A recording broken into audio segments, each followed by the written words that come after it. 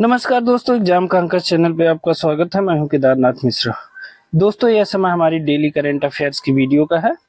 आज है 31 अक्टूबर। तो सबसे पहले आपको दीपावली की ढेर सारी शुभकामनाएं। आप स्वस्थ रहें, मस्त रहें, निरोग रहें और दीपक का जो उजाला है वह आपके जीवन के हर क्षेत्र पे पड़े और आप नियमित प्रगति करते रहें, सुख समृद्धि प्राप्त करें। तो इन्हीं शुभकामनाओं के साथ आप सबको हैप्पी दिवाली। तो चलिए 29, 30 और 31 अक्टूबर की महत्वपूर्ण परीक्षा उपयोगी खबरें देख लेते हैं। लेकिन उसके पहले दोस्तों, अगर आप इस चैनल पे नए हैं तो इस चैनल को सब्सक्राइब कर लीजिए, साथ ही बेल आइकन भी दबा लीजिए ताकि कोई भी नई अपडेट हो वो सबसे पहले आपको मिले। और हाँ, इन तथ्यों की पीडीएफ के लिए और परीक्षा संबंधी महत्वपूर्ण खबरों की जानकारी के लिए आप हमारा टेलीग्राम चैनल और व्हाट्सएप चैनल भी ज्वाइन कर लीजिए। उसका लिंक हमने डिस्क्रिप्शन बॉक्स में दे दिया है। तो चलिए आज के पहले प्रश्न की तरफ चलते हैं। आज का हमारा पहला प्रश्न है, भारत में पहली बार किस स्थान पर निजी कंपनी यानी प्राइवेट कंपनी द्वारा मिलिट्री विमानों के असेंबलिंग का प्लांट शुरू किया गया है? तो देखिए ऑप्शन देख लेते हैं। ऑप्शन ए है बड़ोदरा गुजरात, ऑप्शन बी है पुणे महाराष्ट्र, ऑप्शन सी है लखनऊ उत्तर प्रदेश और ऑप्शन डी है देहरादून उत्तराखंड। तो इसमें हो जाएगा बड़ोदरा गुजरात। ठीक है ना। बड़ोदरा गुजरात में पहली बार जो है किसी प्राइवेट कंपनी ने मिलिट्री एयरक्राफ्ट के असेंबलिंग के लिए एक कारखाना खोला है। हाल ही में उसका उद्घाटन हुआ है। तो चलिए देख लेते हैं इसके बारे में कुछ खास बातें। हाल ही में भारतीय प्रधानमंत्री नरेंद्र मोदी तथा स्पेन के प्रधानमंत्री पेड्रो सांचेज ने गुजरात के बड़ोदरा में टाटा एयरक्राफ्ट परिसर, याद रखिएगा इसको, टाटा एयरक्राफ्ट परिसर का उद्घाटन किया है। और यह भारत के निजी क्षेत्र की कंपनी टाटा और स्पेन की कंपनी एयरबस, देखिए भारत की निजी क्षेत्र की कंपनी टाटा और स्पेन की company Airbus defence and space का संयुक्त उद्यम है। ठीक है ना। तो टाटा कंपनी भारत की और स्पेन की कंपनी है एयरबस डिफेंस एंड स्पेस। ठीक है। और यहाँ पर क्या किया जाएगा, C-295 मिलिट्री एयरक्राफ्ट की फाइनल असेंबलिंग की जाएगी। ये इंपॉर्टेंट है। किस मिलिट्री एयरक्राफ्ट की है? तो C-295 मिलिट्री एयरक्राफ्ट की फाइनल असेंबलिंग की जाएगी।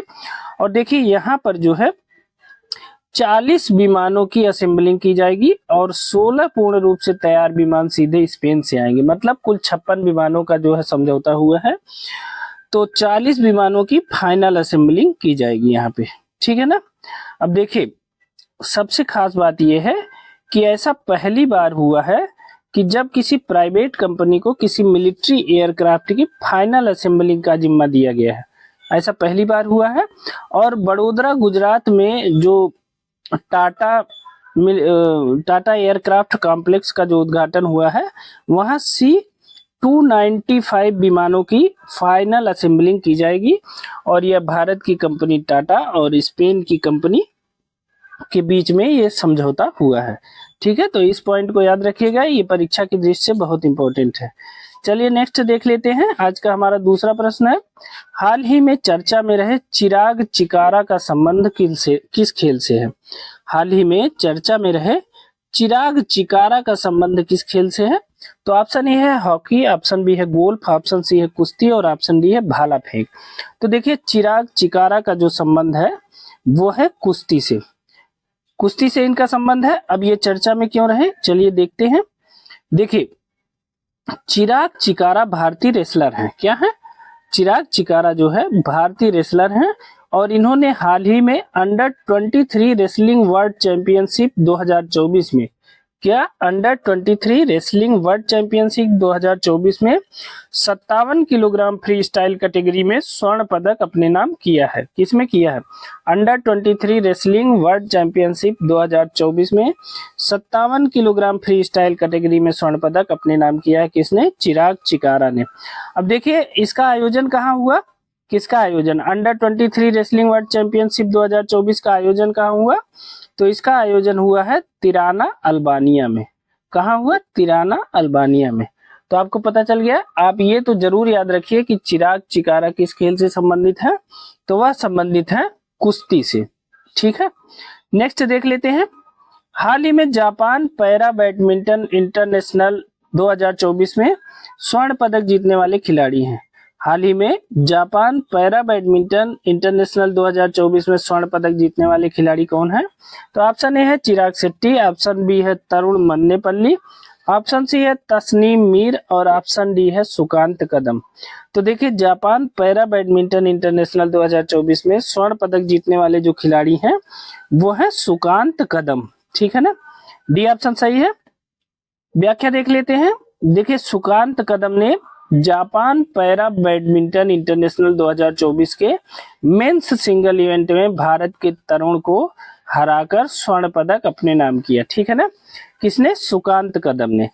अब जबकि डबल इवेंट में भी इन्होंने सुकांत ने रजत पदक जीता है, तो इन्होंने मेंस के सिंगल इवेंट में भारत के तरुण को हराकर स्वर्ण पदक जीता और डबल इवेंट में इन्होंने जो है रजत पदक जीता है। तो दोनों में पदक जीता है, आपको दोनों पदकों का ध्यान रखना है। तो देखिए, सुकांत कदम ने जापान के पैरा बैडमिंटन इंटरनेशनल 2024 के मेंस सिंगल इवेंट में भारत के ही तरुण को हराकर स्वर्ण पदक अपने नाम किया है। ठीक है ना, नेक्स्ट देख लेते हैं। हाल ही में प्रधानमंत्री नरेंद्र मोदी ने किस देश के राष्ट्राध्यक्ष को झारखंड की सोहराई पेंटिंग भेंट की है? प्रधानमंत्री नरेंद्र मोदी ने किस देश के राष्ट्राध्यक्ष को झारखंड की सोहराई पेंटिंग भेंट की? यह इंपॉर्टेंट है। ऑप्शन ए है चीन, ऑप्शन बी है ब्राजील, ऑप्शन सी है रूस और ऑप्शन डी है दक्षिण अफ्रीका। तो बताइए, प्रधानमंत्री मोदी ने किस देश के राष्ट्राध्यक्ष को सोहराई पेंटिंग भेंट की है? तो रूस के राष्ट्रपति व्लादिमीर पुतिन। किसको? व्लादिमीर पुतिन को जो है, व्लादिमीर पुतिन को प्रधानमंत्री मोदी ने जो है सोहराई पेंटिंग भेंट की है। अब देखिए, इसकी व्याख्या देख लेते हैं। हाल ही में प्रधानमंत्री नरेंद्र मोदी ने जो है ब्रिक्स शिखर सम्मेलन के दौरान रूस के राष्ट्रपति को सोहराई पेंटिंग भेंट की है। ठीक है, अब देखते हैं सोहराई पेंटिंग क्या है। सोहराई पेंटिंग झारखंड के आदिवासी महिलाओं द्वारा सोहराई उत्सव के दौरान अपने घरों की दीवारों पर बनाया जाता है। ठीक है ना, और इस पेंटिंग में प्राकृतिक रंगों का प्रयोग किया जाता है। किसका प्रयोग किया जाता है? प्राकृतिक रंगों का प्रयोग किया जाता है। यह झारखंड की, देख लीजिए इसको फिर से, सोहराई पेंटिंग जो है, सोहराई पेंटिंग झारखंड के आदिवासी महिलाओं द्वारा सोहराई उत्सव के दौरान अपने घरों की दीवारों पर बनाया जाता है। अब देखिए, सोहराई पेंटिंग की जो खास बात है वह भी बता देते हैं। जो सोहराई पेंटिंग है, एक तो वह झारखंड के आदिवासी महिलाओं द्वारा बनाया जाता है, दूसरी सोहराई पेंटिंग में नेचुरल कलर का प्रयोग किया जाता है। किसका? नेचुरल कलर का प्रयोग किया जाता है, जैसे कोयला हो गया, फूलों का रंग जो होता है वो हो गया, मिट्टी का कलर हो गया, और इसे मिट्टी की दीवारों पर इसे बनाया जाता है। और जो चित्र बनाए जाते हैं वो नेचुरल होते हैं, जैसे पक्षियों के मोर के चित्र बना दिए गए, हंस के चित्र बना दिए गए, तो नेचुरल प्राकृतिक चित्र ही बनाए जाते हैं। ठीक है ना, तो यही सोहराई पेंटिंग हाल ही में भारतीय प्रधानमंत्री ने रूस के राष्ट्रपति व्लादिमीर पुतिन को ब्रिक्स शिखर सम्मेलन के दौरान भेंट किया है। ठीक है ना, तो इस तथ्य को याद रखिएगा। नेक्स्ट देखते हैं। देखिए, संजीवनी देश की पहली एयर एम्बुलेंस सेवा की शुरुआत क्या है? संजीवनी क्या है? देश की पहली एयर एम्बुलेंस सेवा है और इसकी शुरुआत हाल ही में प्रधानमंत्री नरेंद्र मोदी ने कहां से की है? तो संजीवनी क्या है? सबसे पहले तो आप यही जान लीजिए कि अगर प्रश्न ऐसे पूछा जाता है कि संजीवनी क्या है, तो संजीवनी है देश की पहली एयर एम्बुलेंस सेवा, और इसकी शुरुआत कौन किया है? प्रधानमंत्री नरेंद्र मोदी ने। कहां से किया है? तो इन्होंने किया है ऋषिकेश से। ठीक है, तो संजीवनी देश की जो पहली एयर एम्बुलेंस सेवा है, इसकी शुरुआत प्रधानमंत्री नरेंद्र मोदी ने एम्स ऋषिकेश के एम्स से किया है। ठीक है ना, और इसका उद्देश्य क्या है? देखिए, कभी कभी क्या होता है कि कुछ लोग इतने गंभीर रूप से बीमार होते हैं अथवा घायल होते हैं कि उन्हें तत्काल इलाज की आवश्यकता होती है, और अगर उन्हें समय पर इलाज मिल जाए तो उनकी जान बचाई जा सकती है। इसी उद्देश्य को ध्यान में रखते हुए संजीवनी पहली एयर एम्बुलेंस सेवा की शुरुआत की गई है ऋषिकेश के एम्स से। यहाँ से ऐसे गंभीर मरीजों को लेके मतलब सही जगह पहुंचाया जाएगा। ऐसे गंभीर मरीजों को ये सेवा उपलब्ध कराई जाएगी जिनको तत्काल इलाज की आवश्यकता है। सबसे बड़ी बात यह है कि यह सेवा बिल्कुल निःशुल्क है। यह भी ध्यान देने की बात है, यह आपको कथन कारण में पूछा जा सकता है। तो यह सेवा पूरी तरह से निःशुल्क है और संजीवनी गंभीर रूप से बीमार अथवा घायल व्यक्तियों को तत्काल इलाज उपलब्ध कराने के लिए प्रयोग में लाई जाने वाली एयर एम्बुलेंस सेवा है। ठीक है ना, इसे याद रखिएगा, बहुत इंपॉर्टेंट है, पूछा जाएगा। अब देखिए इसकी व्याख्या भी देख लेते हैं। देखिए हाल ही में देश की पहली एयर एम्बुलेंस सुविधा का उद्घाटन प्रधानमंत्री नरेंद्र मोदी द्वारा एम्स ऋषिकेश उत्तराखंड से किया गया है। और उसके बाद देखिए यह सुविधा क्या है, गंभीर रूप से बीमार मरीजों को समय से इलाज उपलब्ध कराना, मतलब इसका उद्देश्य है। यह सुविधा पूरी तरह से निःशुल्क है, यह भी ध्यान रखने वाली बात है। ठीक है ना, इसके बारे में हमने पहले ही आपको बता दिया है। चलिए नेक्स्ट देखते हैं, बैलन डीआर अवार्ड 2024 से किस महिला फुटबॉलर को सम्मानित किया गया है। देखिए बैलन डीआर अवार्ड 2024, देखिए बैलन डीआर अवार्ड कहाँ दिया जाता है, पेरिस का ये अवार्ड है, मुख्य रूप से पेरिस फ्रांस द्वारा यह दिया जाता है, बैलन डीआर अवार्ड है। यह महिला फुटबॉलर को सम्मानित किया गया है, किसको, ऑप्शन ए है केरिया वाल्स, ऑप्शन बी है सलमा परलुलियो, ऑप्शन सी है एटाना बोनमाटी और ऑप्शन डी है सैम केर। तो देखिए बैलन डीआर अवार्ड 2024 से सम्मानित किया गया है एटाना बोनमाटी को। ठीक है ना, और यह स्पेन की महिला फुटबॉलर है। सबसे मजे की बात यह है कि 2023 का बैलन डीआर अवार्ड भी इन्हें दिया गया था। तो आप ये जान लीजिए कि लगातार दूसरे वर्ष बैलन डीआर अवार्ड पाने वाली महिला है ये एटाना बोनमाटी। तो इसे याद रखिएगा, प्रश्न दोनों तरह से पूछा जा सकता है, या तो पूछा जाए बैलन डीआर अवार्ड 2024 से किसे सम्मानित किया गया, यह भी कहा जा सकता है कि लगातार दूसरे वर्ष बैलन डीआर अवार्ड से किसे सम्मानित किया गया है, तो एटाना बोनमाटी को सम्मानित किया गया है। ये स्पेन की महिला फुटबॉलर का है। ठीक है ना, अब देखिए स्पेन की महिला फुटबॉलर एटाना बोनमाटी को लगातार दूसरे वर्ष प्रतिष्ठित बैलन डीआर अवार्ड से सम्मानित किया गया है। ठीक है ना, अब देखिए पुरुषों का देख लेते हैं।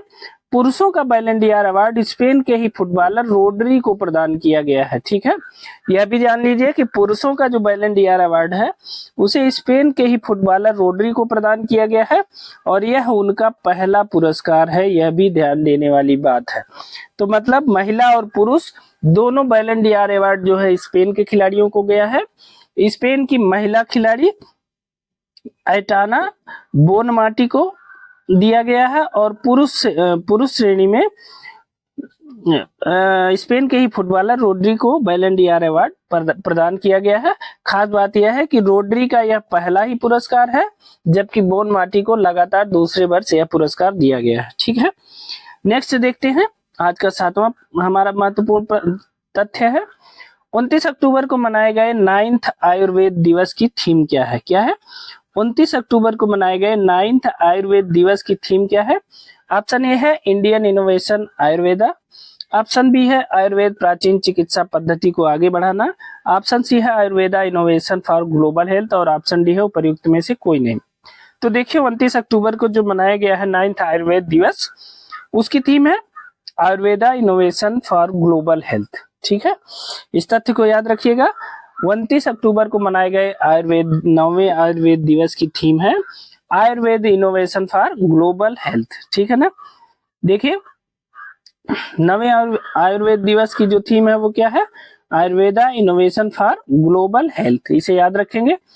नेक्स्ट देख लेते हैं, देखिए हाल ही में किन दो देशों ने वर्ष 2026 को, किसको, वर्ष 2026 को संस्कृति पर्यटन एवं आर्टिफिशियल इंटेलिजेंस वर्ष के रूप में मनाने का निर्णय लिया है। आपको बताना है कि किन दो देशों ने वर्ष 2026 को संस्कृति पर्यटन एवं आर्टिफिशियल इंटेलिजेंस वर्ष के रूप में मनाने का निर्णय लिया है।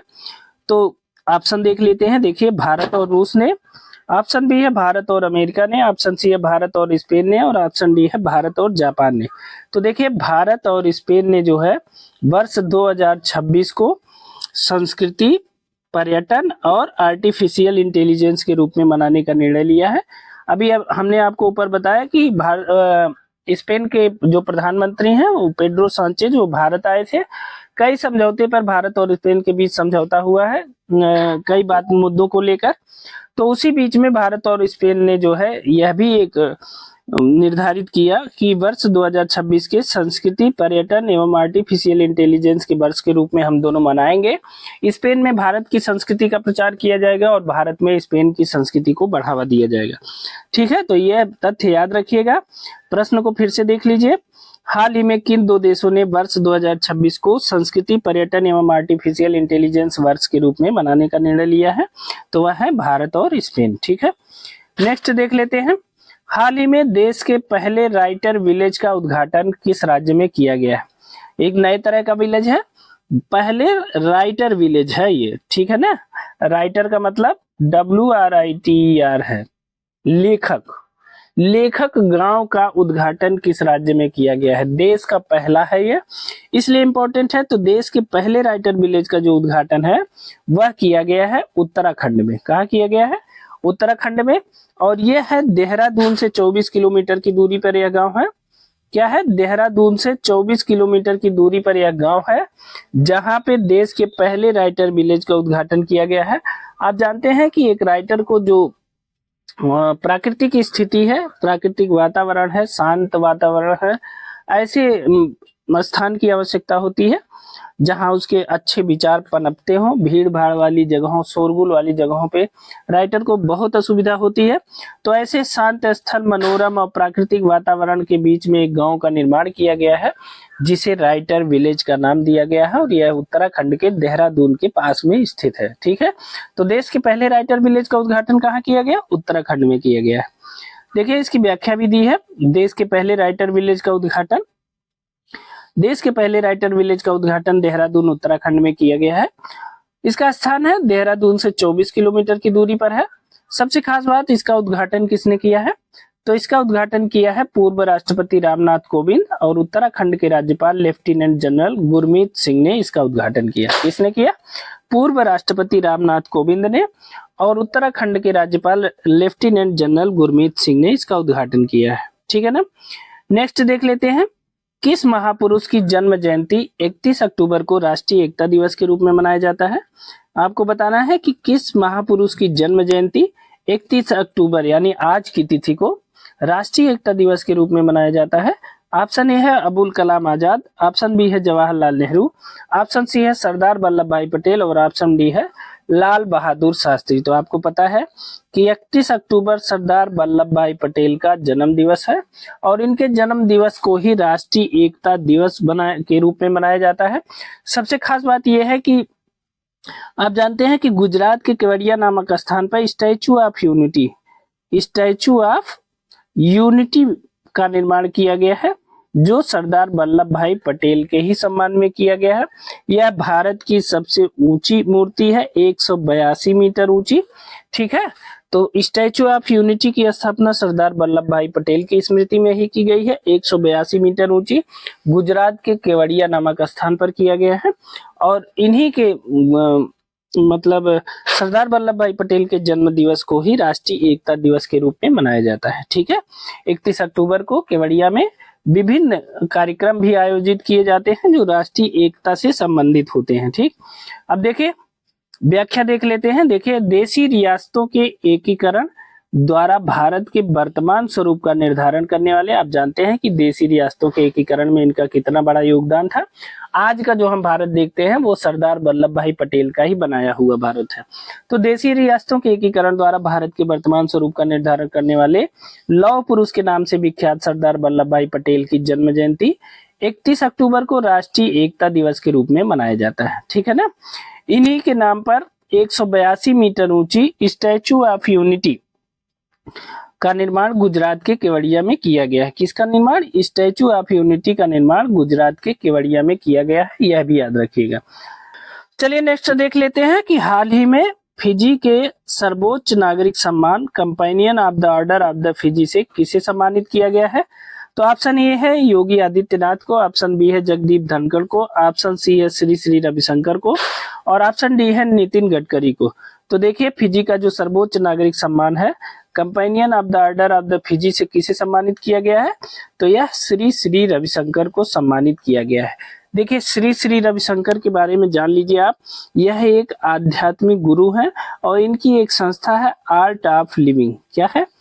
आर्ट ऑफ लिविंग, जिसके माध्यम से यह विभिन्न देशों के लोगों के जीवन में परिवर्तन लाने का प्रयास कर रहे हैं। आपसी सौहार्द एवं मित्रता पूर्वक रहने के लिए, लोगों को साथ रहने के लिए लोगों को प्रेरित कर रहे हैं। इस प्रकार दुनिया में विश्व बंधुत्व के विचारधारा को फैला रहे हैं। तो श्री श्री रविशंकर जी को जो है इसी वजह से फिजी का जो सर्वोच्च नागरिक सम्मान है companion of the order of the Fiji, उसी से सम्मानित किया गया है। आपको बता दें कि अगस्त के महीने में यह पुरस्कार फिजी द्वारा भारत के राष्ट्रपति द्रौपदी मुर्मू जी को भी प्रदान किया गया था। कब? अगस्त के महीने में द्रौपदी मुर्मू जी को फिजी द्वारा यह पुरस्कार companion of the order of the Fiji से सम्मानित किया गया था। और अब अक्टूबर के महीने में श्री श्री रविशंकर जी को यह पुरस्कार प्रदान किया गया है। इनकी संस्था का नाम जरूर याद रखिएगा, आर्ट ऑफ लिविंग। ठीक है, देखिए इनके बारे में देख लेते हैं। आध्यात्मिक गुरु श्री श्री रविशंकर को हाल ही में फिजी के सर्वोच्च नागरिक सम्मान companion of the order of the Fiji से सम्मानित किया गया। ठीक है ना। नेक्स्ट देख लेते हैं, वनडे क्रिकेट में भारत के लिए सर्वाधिक शतक लगाने वाली भारतीय महिला खिलाड़ी कौन बन गई हैं? देखिए वनडे क्रिकेट में भारत के लिए सर्वाधिक शतक लगाने वाली भारतीय महिला खिलाड़ी कौन बन गई हैं? तो ऑप्शन ए है हरसिमरत कौर, ऑप्शन बी है स्मृति मंधाना, ऑप्शन सी है पूजा वस्त्राकर और ऑप्शन डी है शेफाली वर्मा। तो देखिए वनडे क्रिकेट में भारत के लिए सर्वाधिक शतक लगाने वाली जो भारतीय महिला खिलाड़ी हैं वह स्मृति मंधाना बन गई हैं। ठीक है ना। स्मृति मंधाना ने अभी हाल ही में जो है अपना 8वां शतक लगाया है वनडे में। चौथा शतक लगाया, 8वां शतक लगाया है अभी हाल ही में वनडे में। और इस प्रकार उन्होंने जो है मिताली राज के 7 शतकों का रिकॉर्ड तोड़ दिया है। यानी इसके पहले मिताली राज जो है सबसे ज्यादा शतक लगाने वाली भारतीय महिला खिलाड़ी थी वनडे में, मिताली राज। ठीक है ना। उन्होंने 7 शतक लगाए हुए थे, लेकिन हाल ही में स्मृति मंधाना ने 8वां शतक लगाकर मिताली राज के 7 शतकों के रिकॉर्ड को तोड़ दिया है। ठीक है ना। देखिए इसकी व्याख्या देख लेते हैं। देखिए हाल ही में स्मृति मंधाना ने स्मृति मंधाना ने वनडे क्रिकेट में अपना 8वां शतक लगाया और इस प्रकार उन्होंने मिताली राज के शतकों के रिकॉर्ड को तोड़ दिया और वनडे क्रिकेट में भारत की तरफ से सर्वाधिक शतक लगाने वाली पहली महिला खिलाड़ी बन गई हैं। ठीक है ना। कौन सी? पहली महिला खिलाड़ी बन गई हैं। ठीक है ना। तो दोस्तों ये थे हमारे 29, 30 और 31 अक्टूबर के महत्वपूर्ण परीक्षा उपयोगी तथ्य।